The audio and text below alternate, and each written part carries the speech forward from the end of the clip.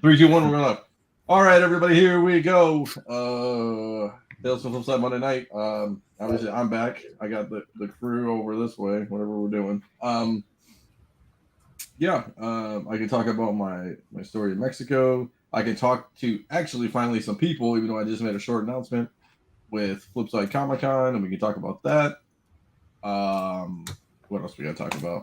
Obviously, the WGA strike update. I got pickups that I posted a couple videos way before. People probably didn't pay attention to it. It was like a 10-minute video.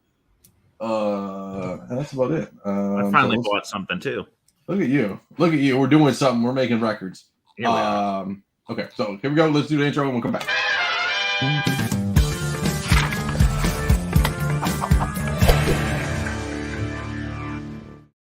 All right, I guess I can talk a little bit about Mexico. So I went to Mexico. I went to Querétaro, which is Querétaro, or whatever you want, Querétaro, whatever you want to call it. It's in the deep middle of Mexico. Every girl was like, "Where's Punta Cana and where's Cabo?" And I'm like, "You're not even close. Not even close." But the elevation was crazy. So my boss told me that it is so Denver's what, 5,000 mile high, right? 5,000 some change. I was at 6,000. Oh, so, yeah. I was like, I can't breathe. I think I had COVID. I didn't have COVID. I just didn't have any air to breathe. So you're like 1.25 miles in the air. Yeah. And my boss is running around like it's no big deal. He's like, yeah, it's fine. He's running around like, I'm fucking breathing heavy, dog. You know? I got a little kid at home. I'm not in this kind of shape right now. Yeah, right. I walk around campus. I don't walk around campus. I drive in a golf cart to get. I know, right? Yeah, man, come on, man. I got the golf cart. If Carter was on here, I got the golf cart in the back, man. My Espanol is muy bueno right now. I got it's funny. I speak a lot of I'm not very very fluent in Spanish. I don't use it every day, but I held my own, so I felt pretty good. So that was good. I didn't do any comic book shopping. I didn't have time. I didn't get a call, so I figured you didn't find the mother load. No, it was they're 2 hours behind us. So like I would wake up at 6 o'clock their time, which is 8 o'clock my time, and then they don't go to the office till 9, which is 11 our time, and then I wouldn't get out till 6, which is 8 o'clock their time, and then you go to dinner, and by the time you're back in your room, it's midnight your time or 1 a.m. your time because it's 10 o'clock there, and just long days. You got to send your minions out for that shit, man.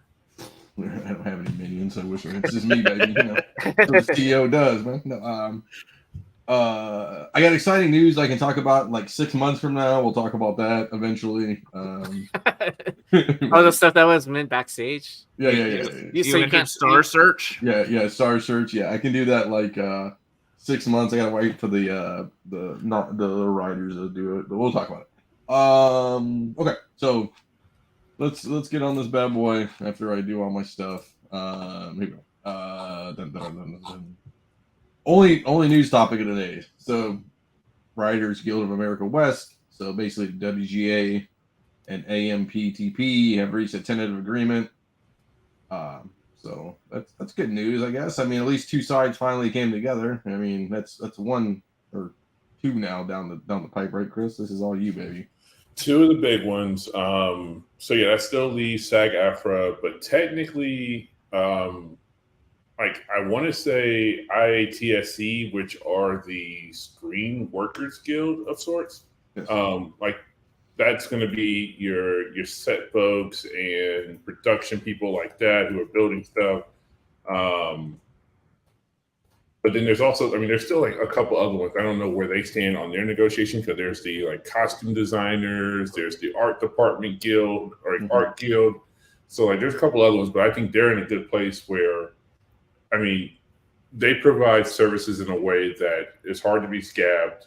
Same thing with the IETSC to a certain degree, but they're not getting any rights off of anything that's happening on the screen. They're being paid, in real time. So more of their negotiations are around just making sure that they have, worthwhile living wages and things like that. So anyway, this is a step in the right direction. WGA still needs to, get what they are asking for and their concessions, but this is two of the big three down because the directors did their thing during the summer, so they're good for I think the next 3 years as well.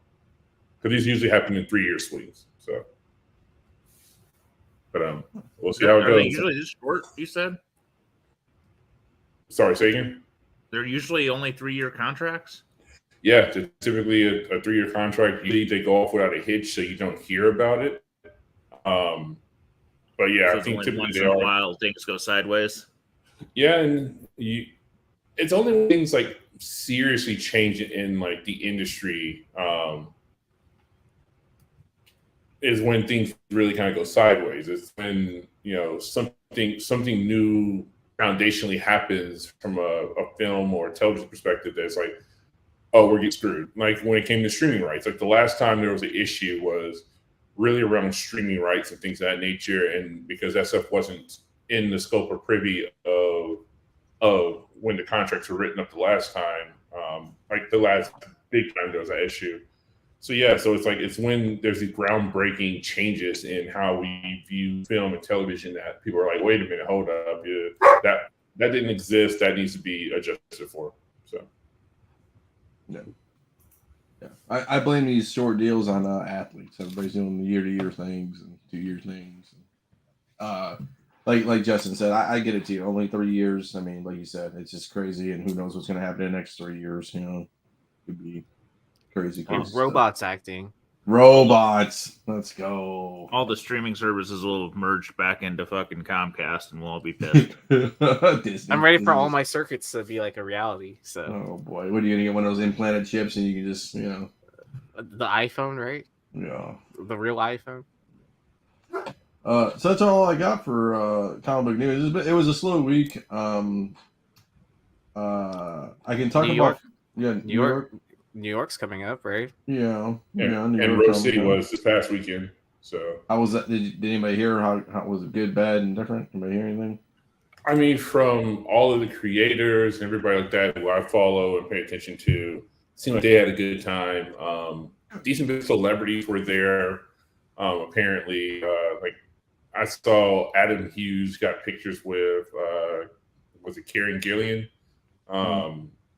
So like they were spotted, like, and then was it Kelly Sue was with a bunch of people as well, panel. So there was a lot of interactions. Like Rose City is definitely one of those ones that's really great for like Rose City and what is it, SummerCon, Washington SummerCon are really good for celebrity signatures and appearances, and they still showed up as they normally would with no hangups or issues.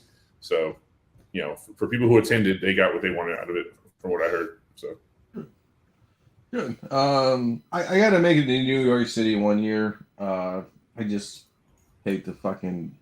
It sounds like the worst convention in the world to go to. I know. What, Rose City?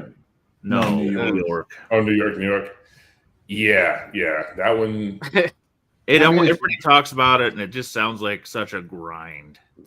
I went before I started jumping on all these podcasts and stuff like that. So, like, oh, you weren't famous, okay? I went before I was famous, right? Okay. Before I was YouTube famous. My bad. So, but I mean, it was definitely an interesting con to go to. Like, one to like to experience like the biggest East Coast con, right? Because I think that's always the competition, like the East Coast versus West Coast, which con is bigger and better or whatever. Like, is it the fall or is it the summer convention? Yeah. I mean, both have like high attendance. I haven't been to San Diego yet, so San Diego doesn't. I mean, I know Chris goes every year, but for me, it just doesn't sound fun. It's just way too many people. I'll probably get super frustrated. San Diego, New York, like everybody's just sad and miserable. I'd rather go to San Diego than New York, though. I think. Yeah. I personally don't get me wrong. I enjoy New York, but that many New Yorkers all condensed in one building. Yeah, I mean, like, and it wasn't too bad. It wasn't too bad, like, honestly, like. Yeah, I mean, I guess I need to either have like either the extreme and because I deem like the locales of San Diego and New York to be two ends of the extreme end of the spectrum. Yeah. You have a fully functioning city with a huge con going on in it, so at least the general area around the con is going to get fucked. But the city will still function and go on with this, so you can get away from it and you get a a couple blocks away from the con, and nobody knows that this shit's even happening other than seeing people in cosplay and shit like that. San Diego's a different beast because the city truly becomes all about the con when the con's going on. So it's two ends of the spectrum of like, well, if you want to escape, you absolutely can, or you can be completely just like enthralled in a major con if you're in New York. I feel like Baltimore, Charlotte, the other ones, C2E2 are very much so kind of sort of that vein where it's like once you get a little bit away from the con, you wouldn't even have a clue. You're in a major, functioning city. You're 6 blocks at Baltimore and nobody knows it's there.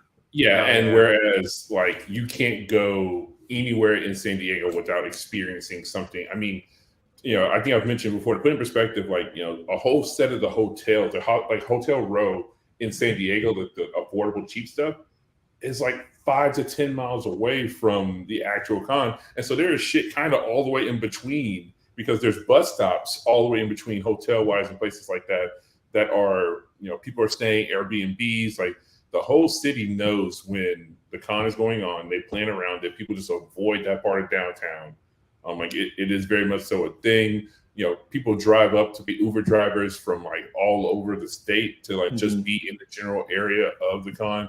So because they know it generates money and people will get rides on. I'm sure they have surge pricing too at that point where it's fucking $55 instead of $10 to go a mile. Oh yeah, no, you can definitely make you can make a lot of money if you own a restaurant, if you are doing any type of Uber services and rideshare. Like it is big business for the city. And I don't know, I enjoy that experience because like everybody seems to be happy and enjoying it. Even the people who are just like, oh, it's con season again, they still are like, hey, I've just made more money on tips in the last like 7-day period than I may make for the next 2 months. So like everybody's generally happy to embrace that. Whereas New York, at least my one time of going to New York, it was just like, like fuck you, what do you want? Like type of interaction. Like they weren't necessarily mean. They were just like, this is just another day in New York. You're nothing special. So you want to hear my side hustle? I went to Willie Nelson on Friday night, and you can you can rent the lawn chairs. I think that's where Charlie Manson started back in the day. A bunch of hippies, fucking dirty hippies. No. So you can rent chairs, right, for $15, and you get a $5 deposit when you return the chair, right? Well, these motherfuckers had chairs all around. I almost took like a bunch of them and just returned them all at one time. Like, oh, all these are my chairs. Drop down like 30 or 40 chairs. Like, yo, man, go give me some money. Because they don't really check. Not like they scan anything or give you a code or something. It's just, you just have to return the chairs. Yeah. You could. A little side hustle. Yeah, just clean up chairs. Just go to concerts that you don't mind going to, and then hippies won't even notice they're gone. Yeah, pretty much. They didn't know they were even in the parking lot. So, anyways. Well, I was gonna say before we segue completely out of news, like we might as well talk about for anybody who had a damn Toxic Avenger related. I got you.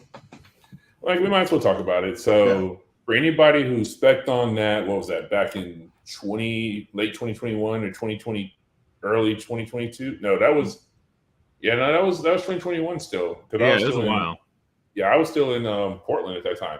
So we're finally getting first looks out of Entertainment Weekly around the Toxic Avenger. I almost thought this said Riff Raff, like the rapper.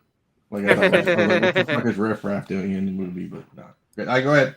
But I mean, we got Dinklage, we got Elijah Wood, we got Kevin Bacon. I don't know. I'm excited about this, but I was also a fan of the original Trauma films. Like I watched all of that Trauma stuff back in the day.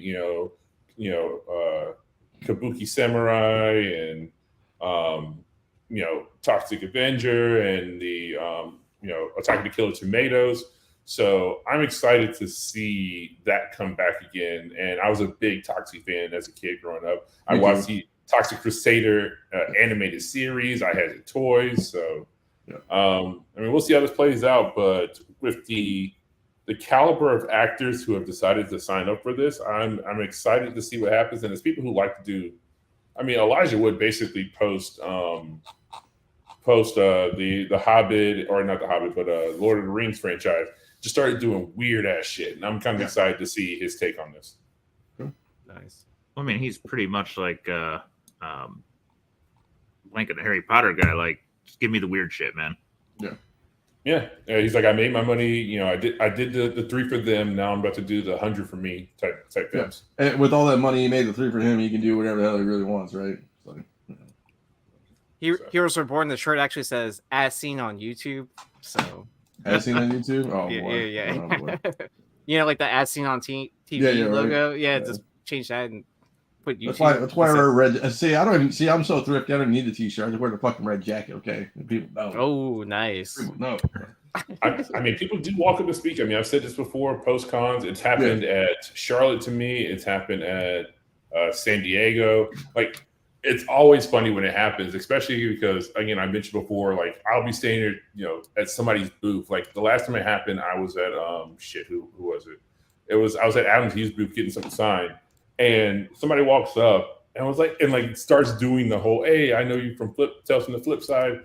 It happened at the CGC booth at one point. I was just like, it happened to me at the Archer booth. Still chilling. He came and said, "What's up?" But I always like that because they know my name usually, or like some variation, right? Yeah. And then I always have to ask, like, what is your username that you like chat with? Like, I just need to know, like, to put a name to the face, like. Or sometimes you're like, "What's your icon?" Yeah, exactly.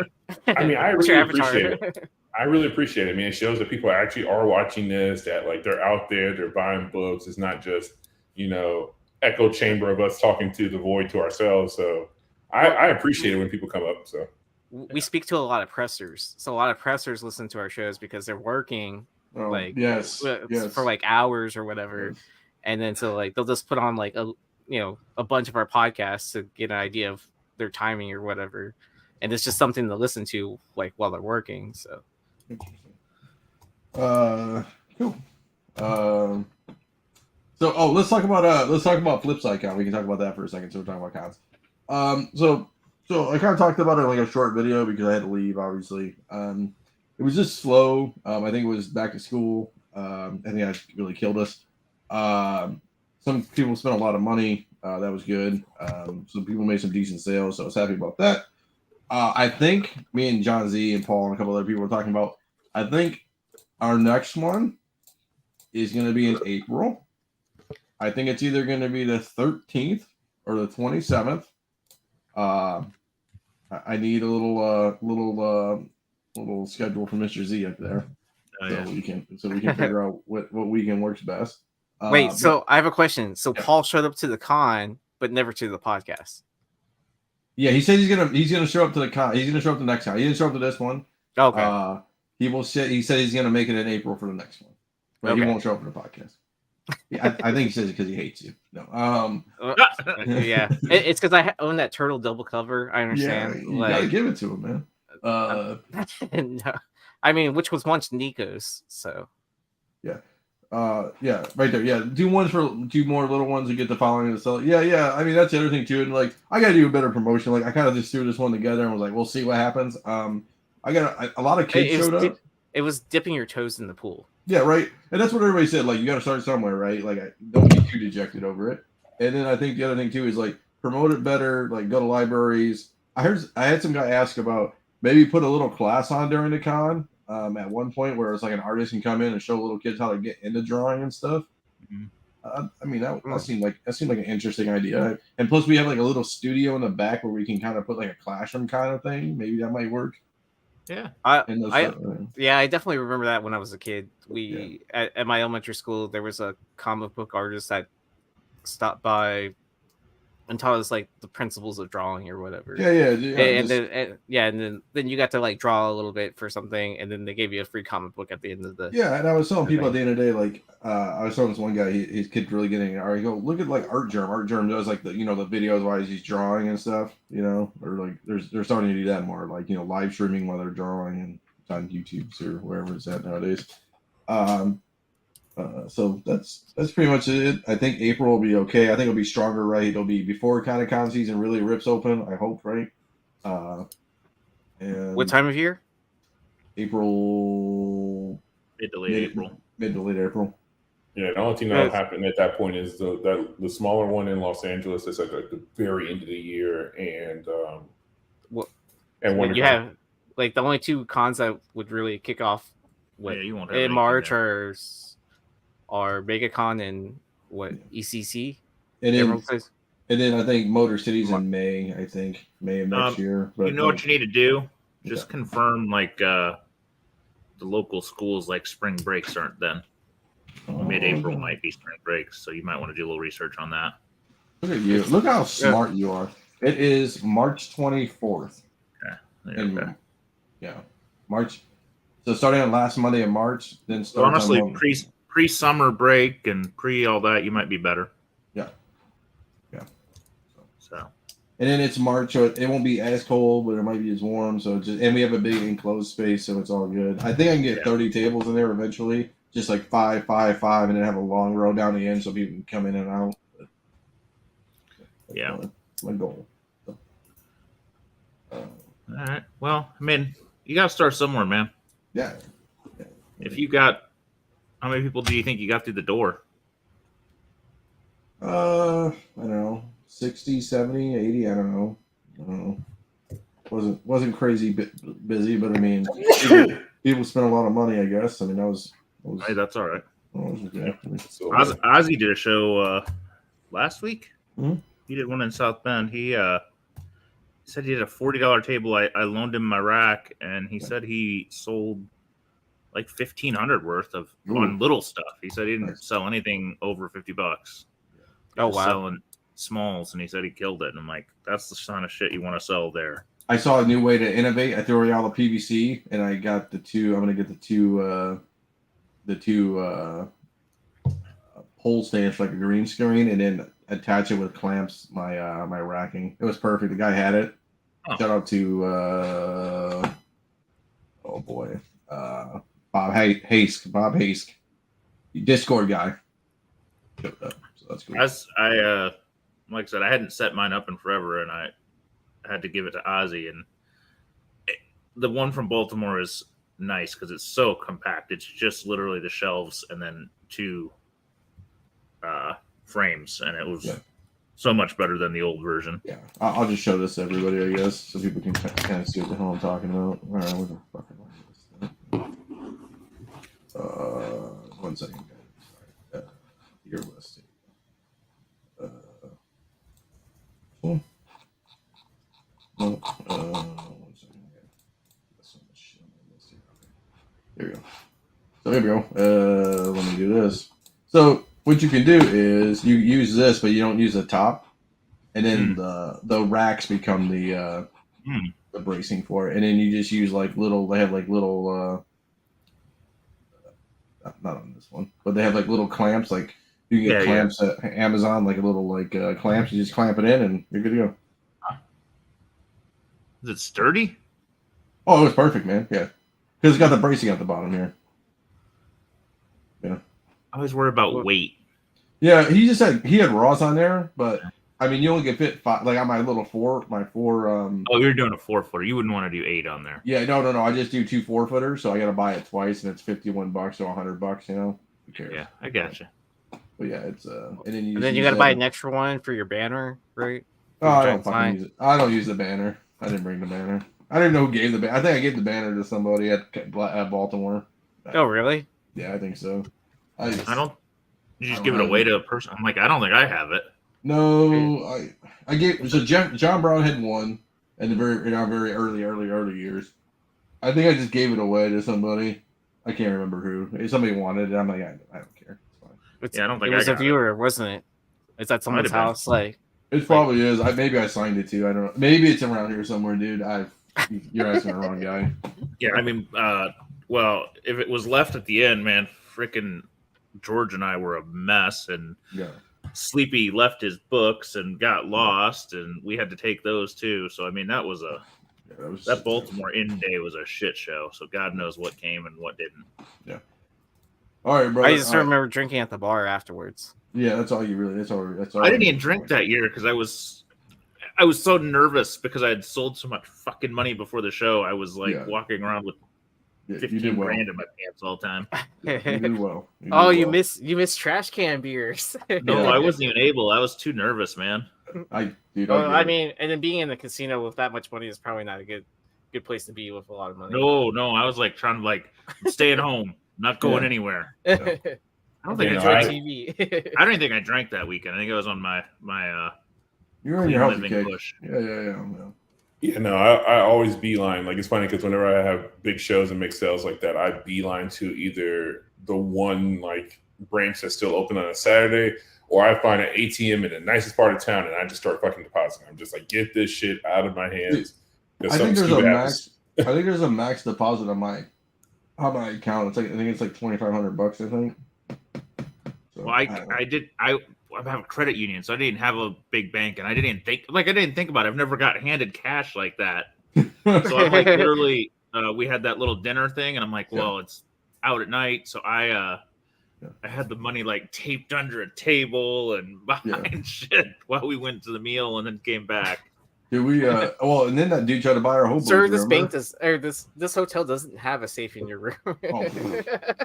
Yeah, you mean the one you can just rip off the fucking wall? I literally was like looking in the hotel for places to go, and I like taped it to the bottom of something. I was like, all right, 2 hours. You should have let me know. I would have just thrown it in my car or whatever. I don't care. I gotta, if like that's all tinted, I don't know when we can see in. But yeah, that one dude tried to buy our booth out. Remember? He's like, "How much for the whole thing?" I'm like, "Oh boy." It was too complicated for 4 of us, though. Yeah. But it's fine. Are you logged in today? Can you see everything? Yeah. Okay, I didn't know because we usually do code. I don't know. My computer started not needing it for a couple of weeks. I didn't text you while you're in Mexico. Yeah, that's true. That's true. Weird. I don't know. Probably next week it will again. Okay. All right. Well, it's always good to check in on Venom.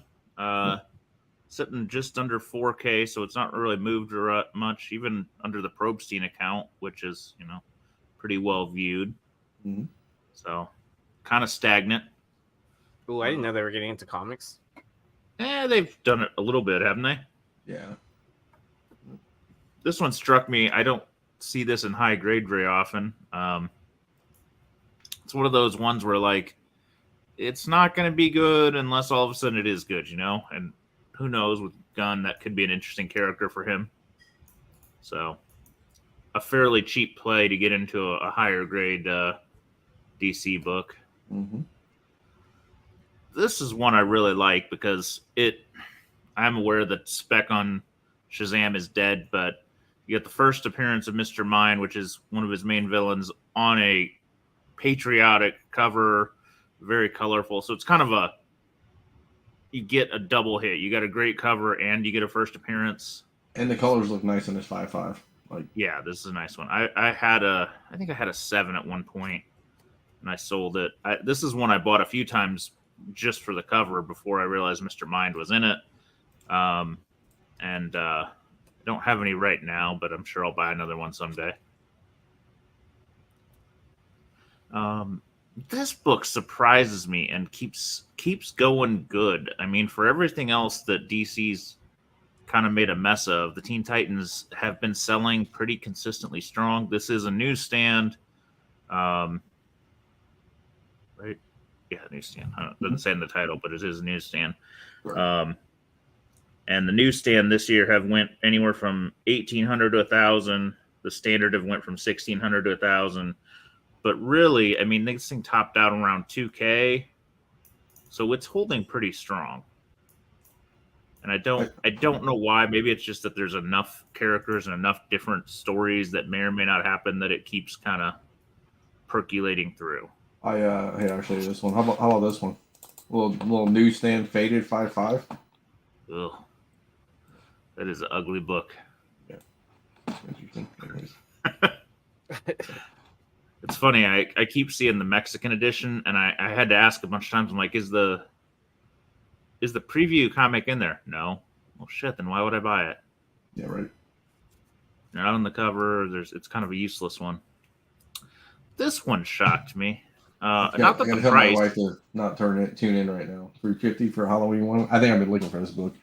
It's not. I mean, what surprises me is they didn't have a comic till 2000. Yeah. And that's. I mean, for a 9.8, that's pretty cheap. I mean, those aren't easy to find. And especially with Halloween right around the corner. Yeah, right. I mean, I think I would have waited until at least like October to list it. Yeah, it would have waited another week or two. but Yeah. people are stupid.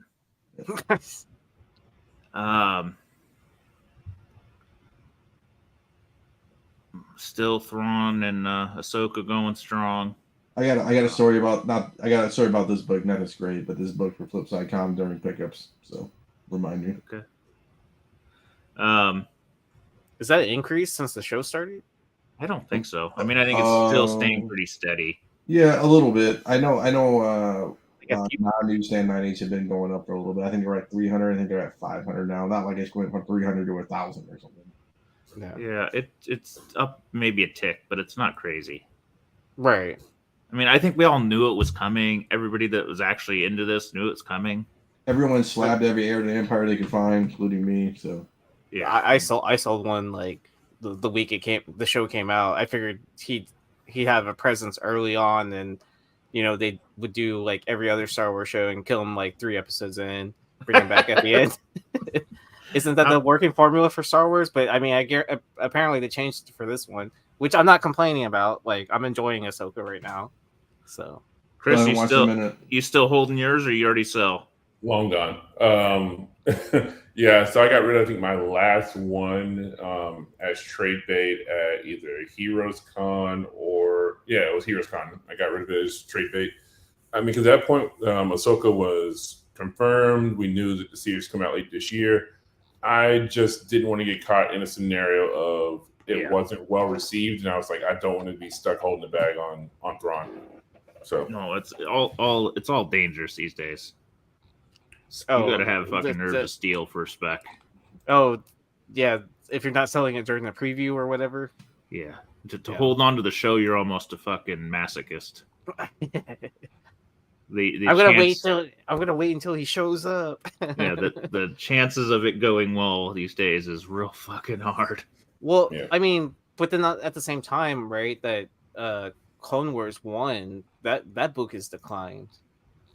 Well, because it was so high. Yeah, I mean, I get that it was like super high, but then at the same time, like I'm actually like kind of interested in looking to buy back in, or buy it to own it, right? Because it's dipping, right? Yeah. I mean, I passed on a raw copy. Like while my partner was in Portland, stopped into a shop and they had one in the case, and they were trying because I mean she was buying up half the case on my behalf. And they were trying desperately to be like, hey, we got this Ahsoka 1. I was like, her time has passed. Like, I left a raw Ahsoka 1 in the case. If you don't mind me asking, how much were they asking for a raw copy? I think they wanted 300 for it, 300 or 400 for it. Honestly, I would have probably taken the gamble at 300. Wait, but I mean, I get it for you, the like that, that time's already passed. It definitely wasn't a 9.8. So that's the thing. They wanted 300 or 400 for a copy. Oh, it was not a 9.8 candidate? No, it was probably like an 8.5 at best.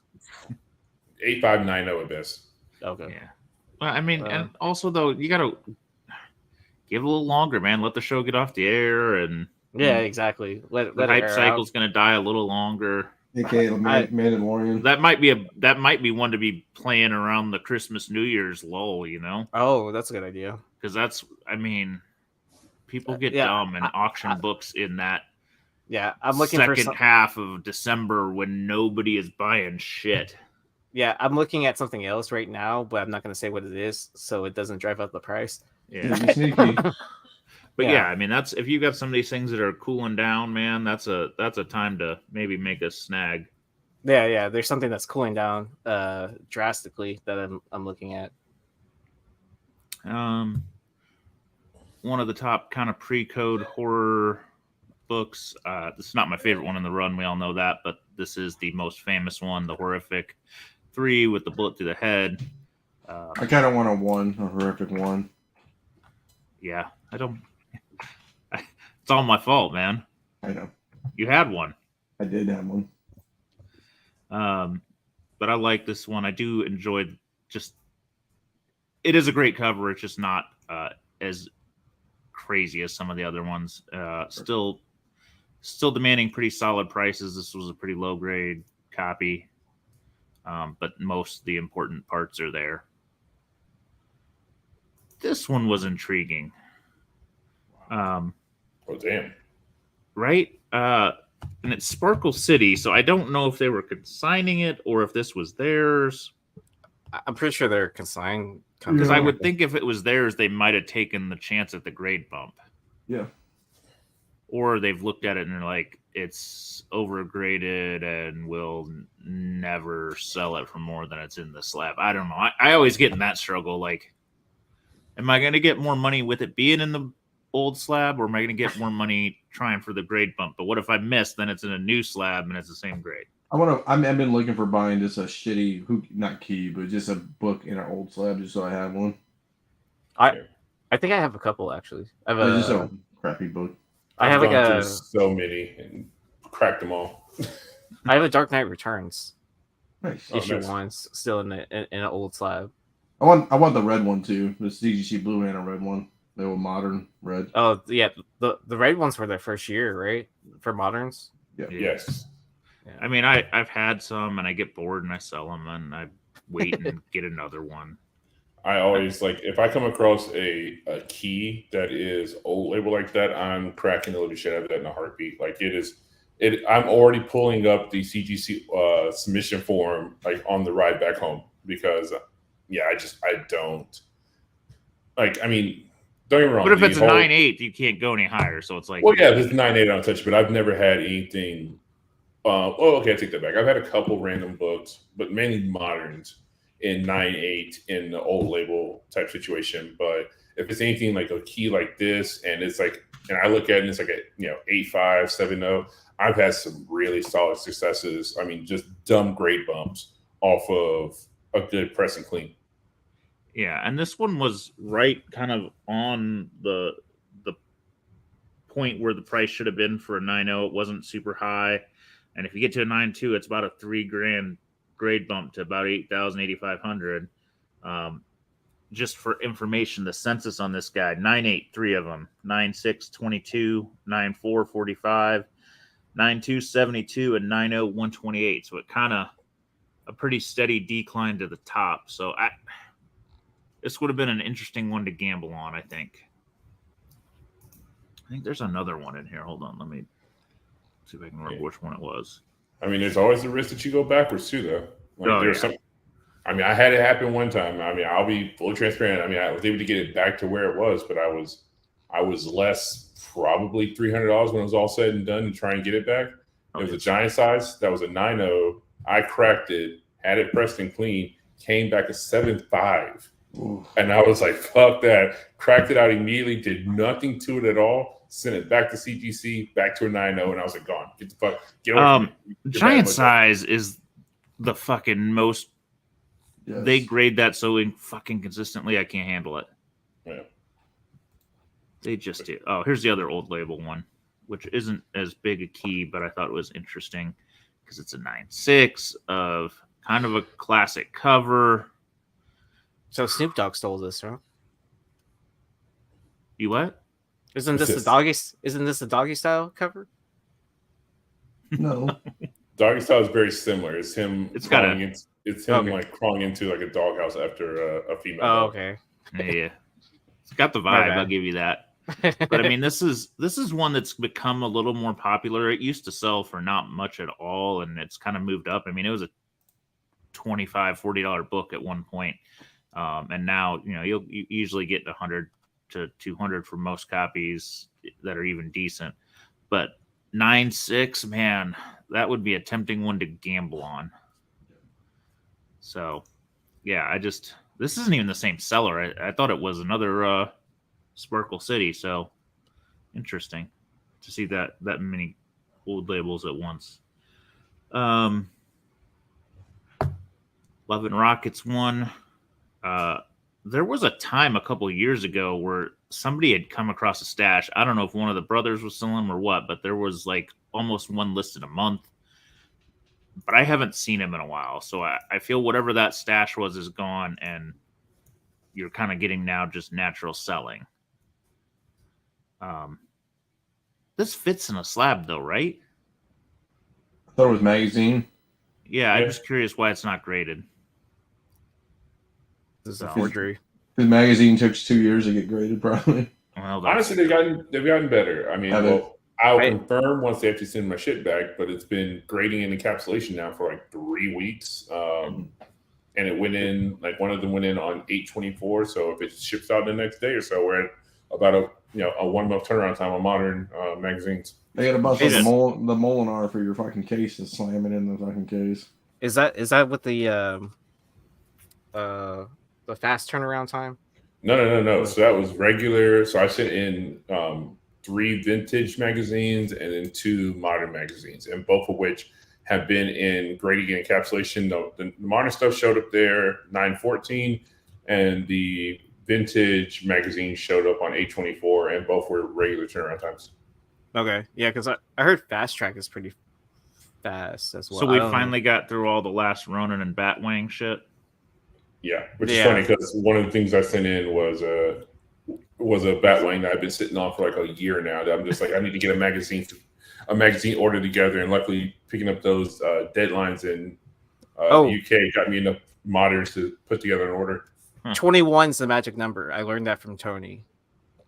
21 what? 21 magazines is what fits in their shipping containers. Oh, okay. So 21's the magic number. Yeah. They've actually gotten better. Like, so the shipping costs, not to have a tangent, but the shipping costs have gotten better because they have exclusively have to deal now with FedEx. And basically because they worked out that you can print off a label from their site. So basically, they'll give you their bulk rate for a label going to them through FedEx. And basically FedEx is the default standard for shipping back now, where it used to be something like $60 for a box of 25. I think it's now like in the 40s or something like that. Well, that's not bad at all.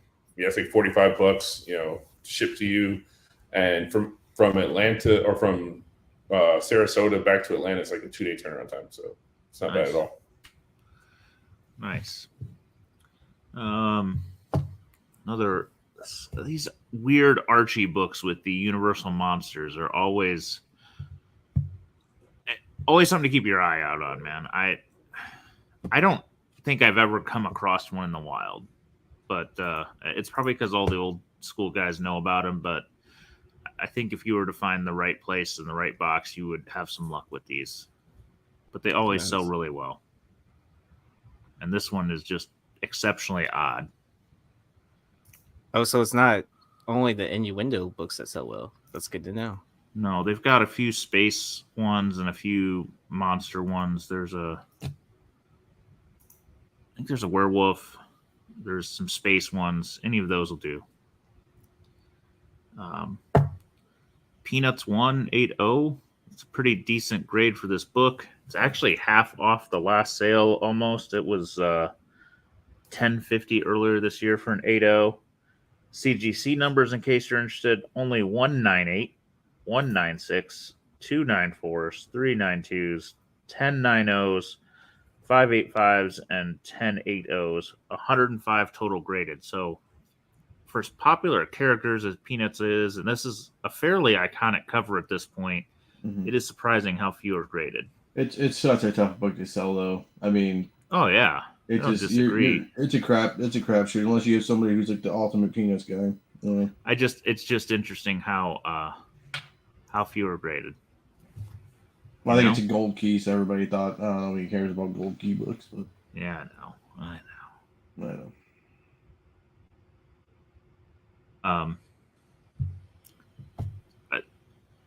I haven't looked at this book in years, but it feels like it's selling for the same price as 5 years ago. It is. Which is, I don't know if it's good or bad. It's impressive that it's consistent like that. It's a classic. It even says it in the title. Classic. It is a classic. So it's recession proof and inflation proof is what you're telling me? Yes. But it won't gradually increase in price at all. No, but the inflation is in her shirt. Yeah. Okay.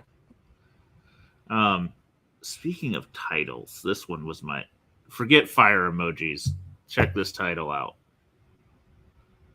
Nice. Star Wars 9/8 #1. This is the book you're looking for. So strong. Nice. I mean, 3,500. You can't beat a gimmick. So no, I love it. Not a super great price for it. I mean, this has been kind of run in tandem with Venom and the SM300, so this is a little down right now. But again, Star Wars is probably dealing with the same just fatigue as everything else. I mean, I honestly say Star Wars is probably worse off than Marvel fatigue because of the fact that the product has been so poor out of what, like, at least Marvel had, good coverage. Yeah, the market got oversaturated. It is what it is. But there was still good content there for the first 10 years, like 11 years of the run of Marvel. Like, there were more hits than losses. Star Wars, man, Jesus, like you take out the original trilogy and it starts to get kind of slim pickings over there real fast on good content. Take out Mandalorian, maybe 1 and 2, and it gets real thin. Yeah, I mean, so yeah, I think honestly they're suffering from the fact that, like, if they are being influenced, if the Star Wars market is being influenced by speculation, there's just shit all to speculate on because they just can't gather that, and they built themselves into a corner, and they've established that the next thing they're going to do is a Rey series of films, or at least a Rey film. It's like, well, you're in a corner that nobody liked. I don't know how you're going to fix this unless we do some retconning out of what's coming out of Ahsoka. Well, yeah, what happened to them going into the future? Or was it the past? They were going to go to the past. It was far into the past. It was like 5,000 years in the past. Yeah. At least that would have been somewhere different. Just get away from the Skywalker family. Like, no matter what direction, I don't care. Like, just get away from them. Like, well, I know that Taika was supposed to do a Star Wars movie, and apparently all the rumor around that is it's dead in the water, but nobody's willing to admit it out loud. So, well, it's all. Well, I mean, Jesus Christ. What was Donald Glover supposed to do? Wasn't he supposed to do something too as well? He was supposed to do Lando. Lando. Did that get canned too? Who knows, honestly, but my guess is that the change of hands of leadership might have caused a lot of that shit to die. I think a lot of it was under Ike Perlmutter's time, and once What's Face came back, he was like, "Yeah, no, we're not going to do all that." Yeah, so it's basically like Stormtroopers, like, directing it, where they have more misses than hits. Yes. Yeah, true story. There you go. There you go. This was one I would never have guessed. I called it years ago, but no one listened to me. You're like, "Oh, Aaron, you're crazy with the space." You should have got some. I was telling people. Newsstand. I don't even know if it's rare at the time, but a 9.8 newsstand. It is a cool book when you just look at it for what it is. I know my kids liked both versions of the movie as the new one and the old one hit, so it has held up better than one would have thought. Doesn't hurt that Jordan is in like a his own nostalgia renaissance right now. Yeah. So first Lola Bunny. If you would just put a freaking Jordan shoe on there, that'd be it. Oh, what are those? The 11s? Yeah, the 11s. Yeah. So, shoes not included in the description, right? Yeah. I mean, imagine getting this signed. I mean, even though it's probably not Jordan's first appearance in a comic book. I mean, he was in ads. I'm pretty sure, because it was like, but I guess does the ad really count? Because you had like those old 1970s Dr. J ads for Hostess, with a bunch of athletes and stuff on the back of comics and stuff in comic book form. So, though, if I were going to get a Jordan Sig, I think I would do it on a SI or something instead of Space Jam. Wheaties box. Well, then we got to grade a damn Wheaties box, guys. No. We should get in on this. Cereal box grading. Brought to you by the Flipside gang.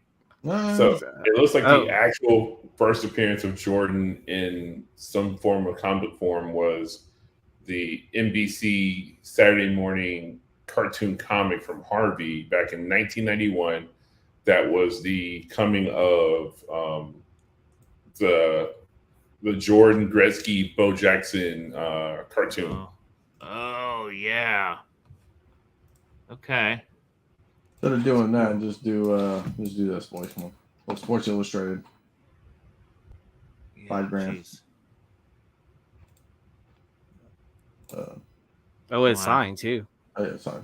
I'd want a Bulls, but you know what are you gonna do? Sick though. You wouldn't want him in his Call of Duty? No, I grew up in the region in Indiana, so we're Chicago people. Mm. A couple of Ninja Turtle books of interest. 5th print, 9.8. Just don't hear this one talked about nearly as much. Up to $1,000, Oh man, I need to go check the condition of mine. right? I'll be right back. And then the last issue in that run, which they are kind of tougher. Anything in that City at War is pretty tough, and I think they all have those stupid black background or frames and make them a mess. So cool book for those that are hunting that run and have enough crazy in you to chase down 9.8s, because most of them I've seen are not 9.8s nor anywhere close.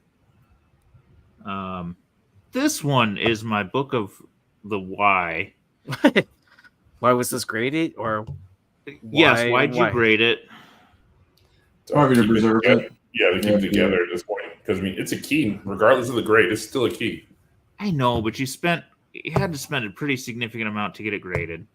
Well, unless you got it on some Facebook Marketplace app for $3 or $5. I mean, I know, but just to get it graded, it's a vintage book. It's a magazine. I mean, you're in it for $70, and then somebody paid $300 for it. So I don't know. I don't think they're wrong. It just is like, man, I don't get it. It's not that big a key that I would have graded it at fair. You know what I mean?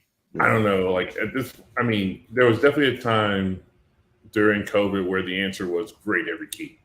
Like, and this might have been a book that got graded during that wave of grade every key, because people were willing to pay you just crazy. It's stupid money. And they probably just got it back and was like, oh, after a 3-year wait. Here's my counter argument to this, though. I mean, because the incoming generation does not keep nearly the amount of shit as we do. Space, storage, stuff. Graded books take a lot of fucking space, especially freaking magazine size ones, man. Yeah. It worries me in the long run that there's just so many of these damn things in plastic. Magazine slabs, like but all the slabs. I'm like, oh yeah. You go from a box that can hold 200 comics to one that can hold 25 slabs, you know? I see what you're saying. So as people have graded more and more and more, like just, you know, you hear the junk wax era. We're going to have at some point this junk slab era. Oh, it's already here. It's called the store retailer variant. Dang! It is, but I mean, like, at some point, like, what are people going to sell these 9.8 random books for? You know, $20, whatnot.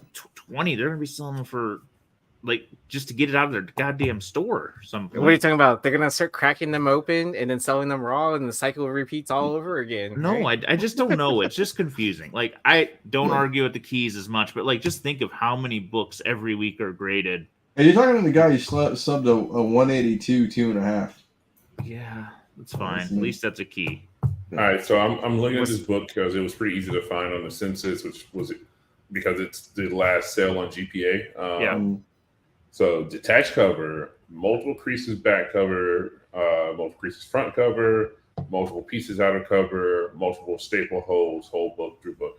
Yeah, at this point they were slabbing it just to keep the damn thing together. I should have bought this book and sent it to Hood. I know Hood could have fixed this all for me. At least got me a $5. With your other copy to make it one complete copy? Yeah. And it was actually graded relatively recently because it managed to get photos of it included. So let's see, when was the grade date on this? Oh yeah, you're right. It is.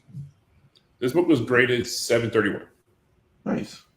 So I honestly, I mean, Here, let me look at the census real fast. How many copies are even graded in 4.0 or in a 1? There are 4 copies graded in a 1, but keep in consideration that the entire universal count of this book is 913. So, yeah, this is one of those books where, I mean, from a rarity perspective and what like our first character appearance and all that stuff put together, I'm grading a 1.0. If I come across a 1.0 of this book, I'm definitely grading it because like you're just going to get more money for it, honestly. They did. I don't argue in the return of investment, I'm guessing, because they probably bought it for under 100.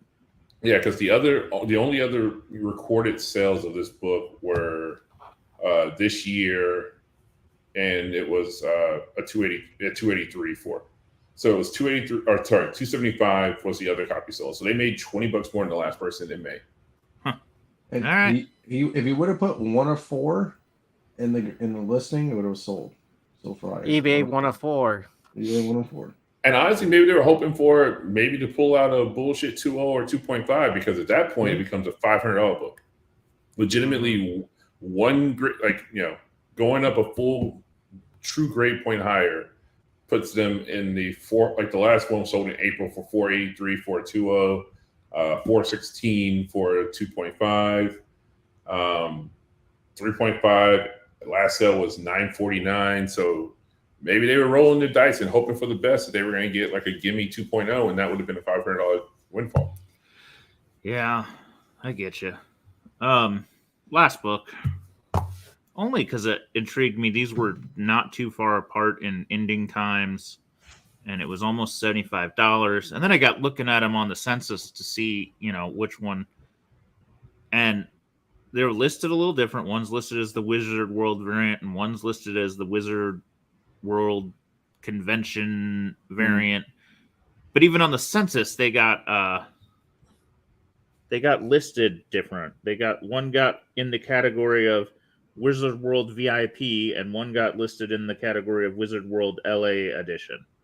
So it's funny on this book how that triggers.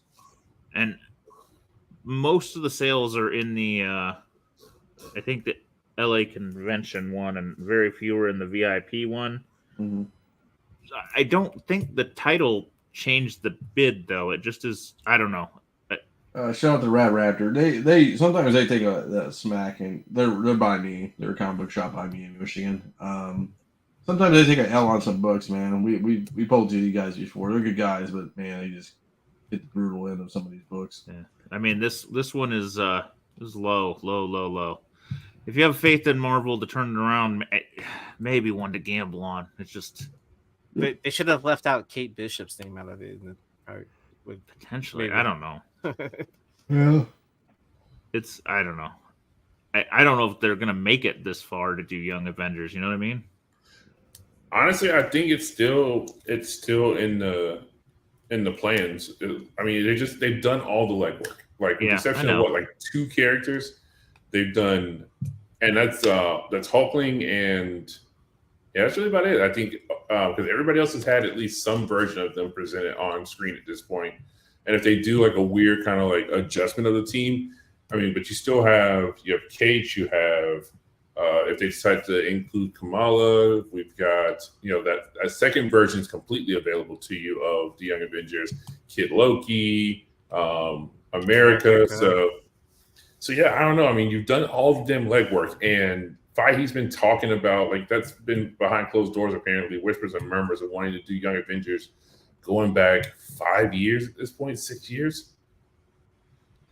Yeah, I don't know. I am so on the fence on it. I don't know. It's just going to take them getting out of their own way for a minute and have a few wins. Which, they've got some stuff in the works. We're going to get some X-Men. We're going to get some other stuff. So let's see what happens, right? When we expand into the other realm of things. So, all right. So here, let's throw this out there. We're talking about stuff. So again, spoiler alert, spoiler alert, spoiler alert. Fast forward if you do not want to hear potential spoilers for the Marvels. All right. And that's enough time. All right. So the rumor is that the post-credit sequence is Kate Bishop coming to recruit Kamala Khan for the Young Avengers. Huh. So that Okay. is truly what the the rumored post credit scene from people who saw pre-screenings and other people in those rooms and stuff. They're saying that is the post credit scene because that movie was supposed to come out like a month ago. Yeah, Yeah, and this rumor has been like in existence way before the strike. yeah. So I mean, signs just point towards that. I mean, and also it makes sense as part of the grander Secret Wars or Kang Dynasty, whatever you want to weave them into to be your go-to team, because Kang has, I mean, if they play the whole like, oh, Kang has managed to take control of the greater, Avengers and heroes of the universe, and he didn't deem the kids worth the attention, and they're the ones who ultimately have to band together to stop him. Again, I'm writing this in my head as I say it, but I could see that being a potential plot for a movie, or I mean, just leveraging those kids, because all of them are damn near 30 at this point. I don't know. I can see it working. Yeah. I don't disagree. It just is, and probably the buy-in time is getting there, man. I mean, also let's be real about it. I mean, like it's funny because was it Justin Shannon made the point down there saying I'm interested in Young Avengers, but I don't think the general public will be. I think they've honestly got more support as like that crop of actors seemingly has more goodwill than the current crop of what would be the Avengers. Like they're more well liked than almost all those other people, because nobody really gives a shit about Anthony Mackie. I mean, Florence Pugh is decently liked, but she won't be an Avenger. She's a member of the Thunderbolts. Take out the Chris's and you're in trouble. Yeah. I mean, Shimalu's a nice enough guy, but again, Barbie and then Kim's Convenience before that. Like he's not a box office draw yet. Still, like nobody's like beating down the door being like, man, I really need to see the next Shimalu project. Nothing against him. He's just not, he hasn't done anything since Shang-Chi that really garnered that, because he was a third tier character in Barbie. And it goes for the rest of the people who make up the current, I mean, most of them are notable actors who came out of the Eternals, but you don't care about most of them. Like nobody cares about that cast, so nobody is going to be excited to see any of those people. Say what you will about Hawkeye, people watched it and generally enjoyed it. People, they thought well enough of Miss Marvel to run it back on ABC before the movie. What's name got kind of the goodwill of being the first Young Avenger to show up. Well, actually, no, the second one, because the WandaVision was first, right? Or was it Falcon and Winter Soldier that came out first? Falcon. All right, so what's name got the goodwill of being? Wait, I thought WandaVision came out first. No, Falcon was first. Yeah, no, you're right. Falcon did come out first. WandaVision was supposed to come out first. So you got Patriot in there, and people were super excited about seeing him mentioned and talked about. I mean, they got to age up the two boys from WandaVision, but again, you have that's easy. Yeah, so I mean, again, it's at least a handful of those actors and actresses have been generally well received. People are excited to see them in other things. They play well to a younger audience. Like, if we're all like, tired of and have Marvel fatigue, kids and younger generations will at least care to see those actors and actresses that they care about and stuff. So I don't know, maybe that might be their saving grace, is to finally start making these things around kids again. Yeah. All right. Okay, guys, let's roll the pickups. I got pickups, but I guess I'll save mine for last. You want to go Z, since you actually bought something? You actually have pictures and stuff. Yeah, I'll go. Man, who hasn't bought anything in a while? Will you kick it to the side? Yeah, bro. I got you. I didn't size these well. No. So it's not comics again, but that's all right. It is art. I got 3 pieces of art, and they're huge. These are like 18 by 24 pieces of art. Oh, wow. They are Red Dead Redemption 2 concept art. Let's go. So I Solid. got this one that I don't know the story that well. I've only played a little bit. My kid's like, I think that's John Marstar or something. Yeah, John Marston. Marston, yes. And then got this one, which I think is Citadel Rock, he said, or Citadel Summit. Mm-hmm. And then this one, he said, well, there's a shit ton of mills, so you got Yeah, it could be a random mill. That's dope. But I liked them because they all had this, artist signature. They're for Rockstar Games, date, and all of that. So I thought it was sweet. I was very excited. I'm gonna get these damn things framed when I save some money and get my wife off my ass for buying them. But also that, and it's like the first thing of all the art I buy that my kids are like, well, that's cool, Dad. Jesus, why haven't done that yet? You finally got cool dad points. Yeah, right. Everything else I buy, they're like, okay, another Spider-Man thing, whatever. From some foreign country we don't care about. Even though you have like super impressive like OA and comics everywhere. Yeah, I got all kinds of cool shit, and they're like, "Oh, you finally got something good, old man." It only took like what? How many years? Yeah. Okay, so I got this. So I did some trade bait for Star Wars as well, as Chris kind of said. I traded my 9.0 newsstand for this book, or two of these books. Everybody remembers these books. Look at these boys. Ooh, 1 at 25. Nice. Yeah, Toast and Love. Yeah. You've been hanging out with Steve Horn? No. Barger had a fucking stack like this. He's like, yeah, whatever you want, we'll just trade. We don't care. So that. I figured you were getting ready for Toasting Tuesdays. Well, I'm trying to, baby. Maybe I'll make a post about it. I've been looking for this book forever. So I got it for literally like $150, which is like way under what it should be. Half price cook hooked me up. Well, okay. Oh, nice. Yeah. Can't go wrong with that one. That's a good book. Yeah. And then he threw in this book because he got it from Steve Horn for free, and he gave it to me for free. Look at this little Macho Man action. Oh shit! Oh nice. Oh, you don't want to see me, bro. So I gotta put it in. Damn. Yeah. So Justice, man, he's totally down to come and do the one for April too. He's the man as usual. Oh, that's awesome. Yeah, this is a good time. Can't go wrong with the Macho Man. Oh, and I bought this too. So when you show Carter, he's gonna be like super jealous, huh? Oh, he was there. He knows. Okay. He got a fucking book for free. And then I picked this up from another vendor because I just wanted to start making people actually worthwhile to show up and they spend their hard-earned time and hung out with me. I got this too.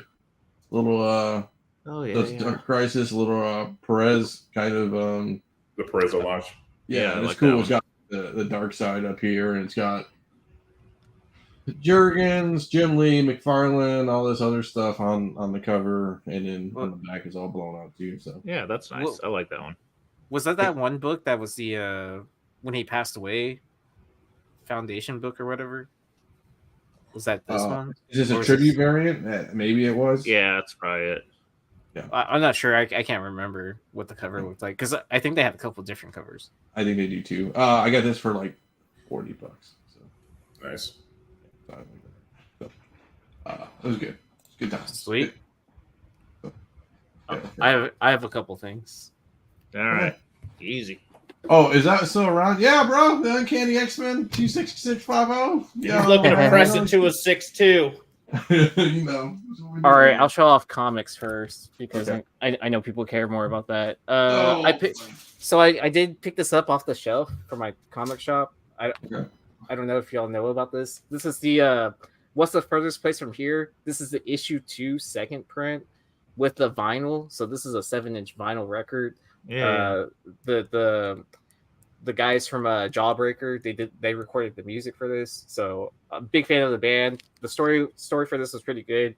It's still in my pull box, but I'm like 5-10 issues behind from like when I started. Is it still going?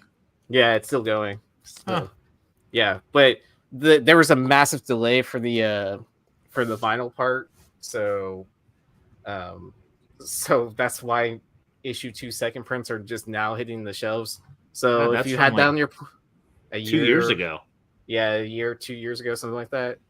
But I found it on the shelf at a shop, so I was like, kind of like, all right, I'm gonna buy it. Yeah, why not?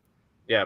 I bought a couple books on eBay, so they threw in this one, the What If Dark and it's a pull apparently from Cool Beans Cool Comics.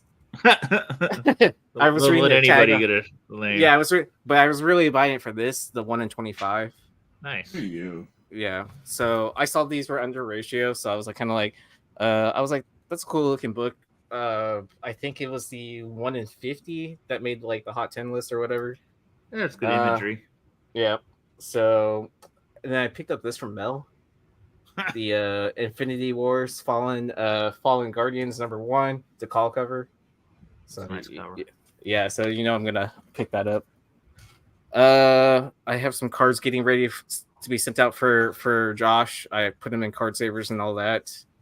But I went to a card show this past weekend, and I picked up some cards. I got this in a lot together, so I'll tell you when it ends. It included this Kyle Tucker rookie card from Bowman's Best, this Drew Jones Spotlight insert. These are like my favorite new like Bowman inserts. Blaze Jordan first Mojo. You can only get these out of 2 different packs in the mega box. Here's his Sapphire. So I got all those together for $20. Picked up this Ja Morant Hollow, his rookie. I'll probably send that for grading. I think that was like $50 or $60. The Steph Curry Select, is this Concourse? Yeah, Concourse out of 199. I got this for $20. Corbin Carroll X Factor. I've ripped so many of these damn like monster boxes from Topps Chrome. I was like, I give up. I'm just gonna buy the insert or the rookie X Factor because it's $20 and I don't feel like spending another $60 on a box.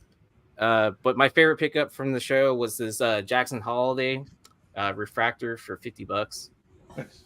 So this player is probably going to be like one of those players that gets called up next. So I'll probably be picking up more of his cards off season and then wait until spring training to probably unload him. Get some volume. Yeah. Mr. Colbert, what are you? Anything? So not really pickups per se, but I realized that like I've had multiple boxes of CGC shit come in and never actually pulled any of the shit out the box to show what things graded at. So anybody who's been watching consistently remembers probably in the summer, actually, when I came back from Charleston, South Carolina, I picked up a bunch of books and I was getting a submission together. So most of the shit is sold off, but the stuff that I'm held on to, waiting for it to have its day in the sun. So we've got a 9.6 Sandman First Dev that was in that lot. So again, these are all things I bought raw that graded out nicely. It's funny, one of these I actually bought for my brother, but he never gave me the goddamn money for it. So I was like, well, it looks like I'm going to grade them. So we've got a 9.6 Uncanny 266. That's what made me think about this when the 5.0 got mentioned. Yep. Another 9.6 266. Hey, I'll trade you a 5.0 newsstand for that. Little trade plus cash action, maybe we can make it happen. I don't know which is which, but one of these is one that I bought from this little itty bitty shop in, or no, this was in Charleston or Savannah? Savannah. So this came back 9.8. Ooh, nice. The other one that I sent off came back 9.6. So respectable. Are any of those the Black Arrow variant? They are not. It's actually funny because somebody was just griping on, I think, Facebook about the fact that I saw that post too. That they were like, that was on our YouTube. Was it on our YouTube? I could swear No, it was on Facebook. It was on our Facebook group. I think it was a comic book group me and you were on. Yeah. Oh, well, somebody was on our last episode compared that to the Black Cat thing that I talked about. Meaning that it doesn't really matter. They said neither of them are errors; they don't count. Yeah, Interesting. That's pretty funny. Yeah. But yes, that's about it. I mean, there's some other, most of the other stuff is long since sold. I don't lag on getting things posted on eBay. So yeah, especially now they give you pictures, man. Yeah, them shits are posted before they get back to me. So You're just like, I hope the case doesn't get scratched up. I mean, what I usually do is, so here before I hand it off, like what I usually end up doing is that I will at least wait till like fully post the things until I physically have it in hand, but I will build the entire Get the draft ready. Oh, the draft ready. So yeah, the like, draft is the second it comes in and I pull out the box and it ain't cracked. Fucking post, go. So yeah. Go. Oh, and so I'm guessing. Do you list out more buy it nows right now than auctions? So like, I've actually been doing a lot of auctions just because I have so little in, because it's funny. I've been reading the comments, people be like, "Oh, you're crazy!" Like people are crazy to throw out auction. I was like, I have so little into these sheens because I'm buying them raw that I'm just like, yeah, sure. Like, like case in point, this book I think finished at like maybe a hair under $200. I think I bought it for like 25 or 30 raw. So I'm like, I'm $50 into this book. I'll call it a win. And now that viewers like, I'm canceling this order right now. No, but I mean, you know what I mean. Yeah, if you got enough leeway on it, it's not a loss. It's just you don't want to like auction the big boys. That's where you're at. Yeah, no auction the big boys. Those are definitely you're gonna make me an offer. Yeah, so like for instance, like I have an X-Men 1. Like I'm not starting that like at $1 on eBay, right? Yeah. Don't be the guy that auctions the Edge of Spider-Verse 9/8 during Christmas time. Well, it still ended on a Sunday. You told me it ended on a Sunday. Well, it's funny that you mentioned, like, I feel like starting like a major key like that at $1 doesn't matter, because like if it's truly like a major key, like case in point, like I'm watching a couple Hulk 181s right now just to see where they end. That clearly started at $1, and they were up to like $3,000 within 24 hours. Well, so it's just like there are exceptions. Like there are exceptions. Yeah, like I was just referring to my CBCS variant disaster. Yeah, so that one, definitely the modern keys. Yeah, and there's a reason why these haven't gotten posted yet. I'm not in any rush, and we're still another year from, or what, 2 years, because they pushed back the next Spider-Verse movie. Yeah, so you got plenty of time. Oh, it's been 2 years. They're pushing that back that far? I think so. Is what was last said. Like, well, I mean, you got writers that are probably still on strike. You got the VFX people are probably a mess. I mean, that whole thing's probably gonna turn into a mess. Yeah, because I thought that whole film was done or whatever, and they just like split it into 2 films because it was too long. But I'm assuming like that still requires a lot of editing to make a story make sense to make it 2 films, right? I bet they're still working on VFX and imagery and all that. I mean, it'll be worth the wait, in my opinion, with how good the animation is evolving, right? Oh yeah, compared from the first film to the second film, and I assumed that's kind of where my bar of expectations are, is at least the visual effects from the second one, where I felt like I was on drugs without being on drugs. Yeah, kind of. Yeah. Rule of thumb: don't sell anything. It's only for big swimmers like Doc Joe. Yeah, but I mean, he just has a collection of just 9/8. So yeah. I mean, if I guess if I was a doctor, I'd probably be doing the same thing. Yeah. Cool. All right. That's all we got for today. I'll be back tomorrow with Carter doing our thing on Tuesdays, hopefully, if Carter's around. Carter hasn't disowned me for not being there for the last 3 weeks. Hopefully we'll have lots of news to talk about if the writers get done and shit starts moving again. Yeah. So, cool. All right, everybody. We're out of here. We'll catch everybody later.